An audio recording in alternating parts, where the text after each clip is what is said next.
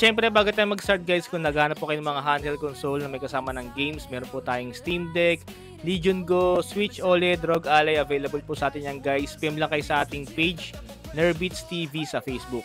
So tara guys, gawin na natin.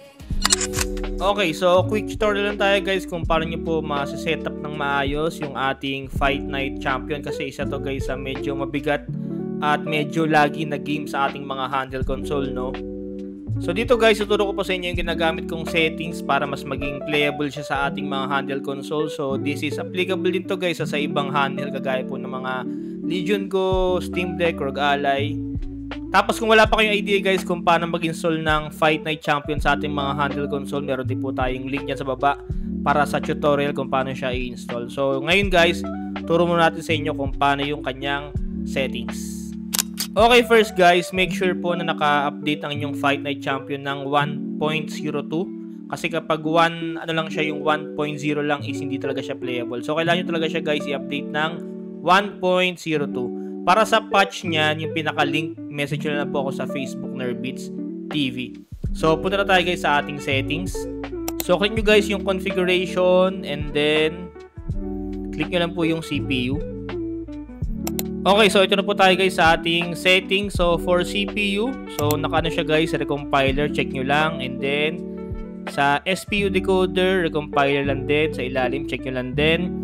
Tapos sa SPU exfloat, ayan, approximate exfloat. Tapos SPU block size is safe. And then dito guys sa preferred SPU threads, gawin yung 2. And then punta tayo guys sa GPU.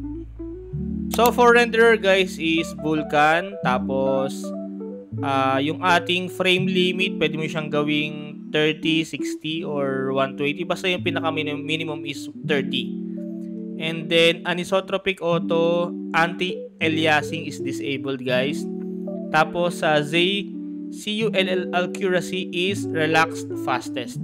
Tapos yung ating shader quality is naka-low. And then sa default resolution guys is 720. And then yung resolution scale is 25. Tapos resolution scale threshold natin is 1. And then yung output scale natin is ito, yung Fidelity FX. Tapos dito guys sa shader mode, yung ating i-check dyan is ito, yung async multi-threaded. And then let's go sa additional settings. Check nyo lang po yung right color buffers. So sa audio, wala naman ko masyadong binago guys ito sa audio, no? So ano lang din, make sure din na kapareho yung ating settings yan. So post nyo lang po. And then punta tayo guys sa system. Ayan guys ang ating system. Tapos punta po tayo sa ating advanced. Ayan, so sa core, gawin nyo lang pong accurate na DFMA. Tapos sa may maximum number, yan, unlimited.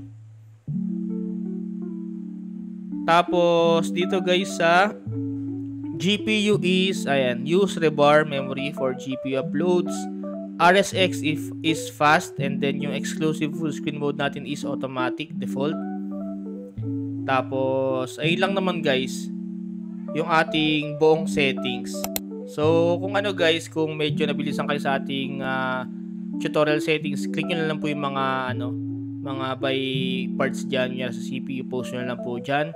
So punta na tayo guys sa gameplay para makita nyo yung ating gameplay ng Fight Night Champion, kung gano'n siya ka-playable sa ating handheld console. Ang gamit ko guys is Legion Go S. Okay, so ito guys yung ating Fight Night Champion sample gameplay. So ayan guys, meron tayong 30 FPS. Bumaba siya ng 29 pero bumabalik naman guys sa 30. So ilan tayo guys, spectator mode para makita natin yung actual gameplay.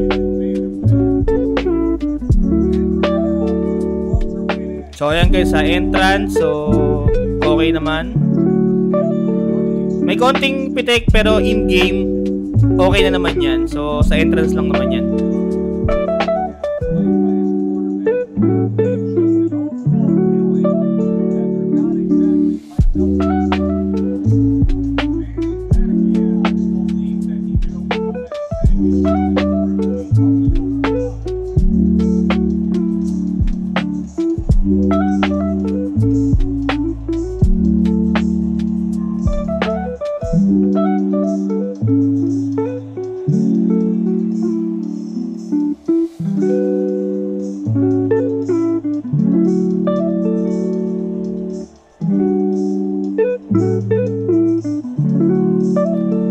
Okay, so game guys, actual gameplay natin, Fight Night Champion.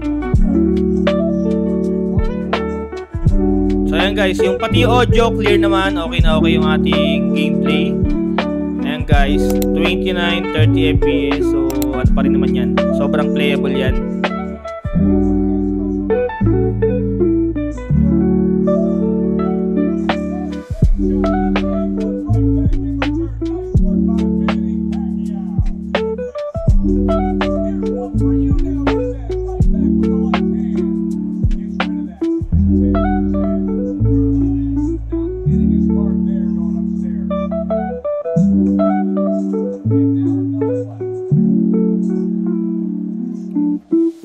So ayan guys, ano naman siya, stable naman siya guys ng 30, no? So sobrang ano to, playable. Yung settings natin guys, pwede nyo i-apply guys sa mga Steam Deck nyo or Legion Go, ROG Ally.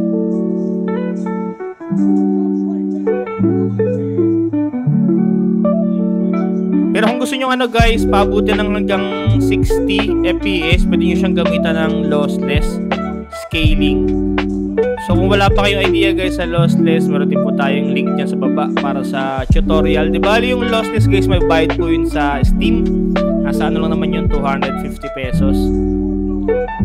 So pwede nyo itry yung lossless. Pero kung wala rin naman kayong lossless or wala kayong balak mag-avail ng lossless, okay din naman itong kahit walang lossless na software itong ating Fight Night Champion. Kasi stable naman siya guys ng 30. Yun. Basta sundan nyo lang guys yung ating settings dito sa ating video para ma-achieve nyo guys yung stable na 30 FPS. Kasi before, nung bagong open ko to, wala akong inay sa settings. Ang baba talaga ng FPS, nasa 20 lang, 15 ganun.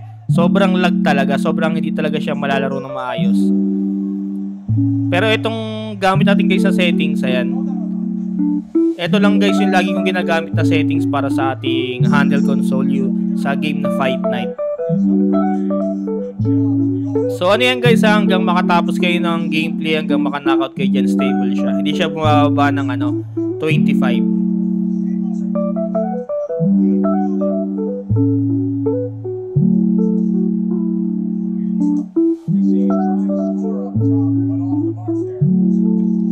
Tsaka sa graphics kasi guys ng Fight Night Champion, kung ikukumpara mo sa mga gameplay kagaya ng Undisputed, for me mas maganda pa rin itong Fight Night Champion. Pati yung gameplay. Tsaka dito kasi guys, kasama na si Pacquiao. Sa kasi sa Undisputed, bukod sa bibili mo yung mismong game, nasa 1.5 bata yun. Bukod pa dun yung bayad kay Pacquiao na DLC yun nasa 500 pesos. So, dito, ayun, sa ating Fight Night Champion, free lang to guys. So, ayun, pwede kayong makapag-download nito. Basta alam nyo kung saan nyo kukunin yung file. Pero yung meron tayong file nyan para dun sa mga patch, firmware. So, PM nyo lang ako sa Facebook Nerbits TV para mabigay ko yung link. So, ayun guys, diyan ko muna tatapusin ang ating tutorial para sa ating Fight Night Champion. So, follow nyo na rin ako guys sa Facebook tsaka sa TikTok. Nerbits TV sa Facebook, Nerbits sa TikTok, at syempre, sub na rin po kayo sa ating YouTube channel. Thank you for watching guys, and happy gaming!